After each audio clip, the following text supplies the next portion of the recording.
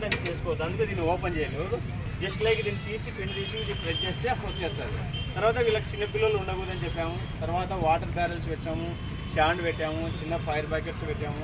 Everything వీళ్ళకి precaution చేసామండి. వీళ్ళకు సాధ్యమైనంత వరకు మా ఫైర్ డిపార్ట్మెంట్ ఉంటుంది, పోలీస్ డిపార్ట్మెంట్, ట్రాఫిక్ కంట్రోల్ చేస్తున్నాం. మేము కూడా మా వాళ్ళు 24/7 ఈ 2 రోజులు, ఈ రోజు రేపు మా పిల్లలు 3 కానిస్టేబుల్ ఇక్కడ డిప్లాయ్ చేసేసాము. మా బండి రెడీగా ఉంటుంది ఆన్ ది వేలో. తర్వాత మున్సిపల్ ట్యాంకర్ కూడా వస్తుంది. మున్సిపల్ ట్యాంకర్ కూడా చిన్న పీపీ మనం పంపు ఉంటుంది, ఆ పంపు అటాచ్ చేసి మేము అప్రమత్తంగా ఉంటూ ఈ దీపావళిని అందరూ సంతోషంగా చేసుకుంటూ ఎటువంటి అన్వాంటెడ్ థింగ్స్ జరగకుండా చేసుకోవాలని మనస్ఫూర్తి కోరుకుంటూ ఇక్కడ క్రాకర్స్ యజమానికి చాలా జాగ్రత్తలు ఇచ్చాము. థ్యాంక్ యూ అండి. బ్యారికేడింగ్ చేస్తారు. బ్యారికేడింగ్ బయట వెహికల్స్ పెట్టాలా, ఏమన్నా సరే దాని లోపల ఓన్లీ సేల్స్ ఉండాలి తప్ప యూసేజ్ ఎక్కడ ఉండకూడదు.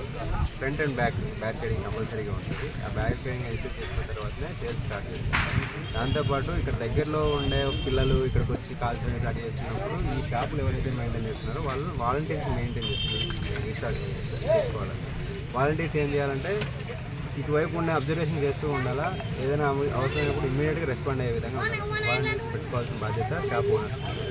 వాళ్ళతో పాటు మా సబ్జెక్ట్ స్టాఫ్ ఫైర్ వాళ్ళతో పాటు మా వాళ్ళు కూడా రౌండ్ ద క్లాక్ ఉంటారు. సేల్స్ కంప్లీట్ అయిన వాళ్ళు కంపల్సరీగా ఈ ట్రాఫిక్ మెయింటెనెన్స్తో పాటు ఎలాంటి అవాంఛనీయ సంఘటనలు జరగకుండా చూసుకునే బాధ్యత తీసుకుంటారు.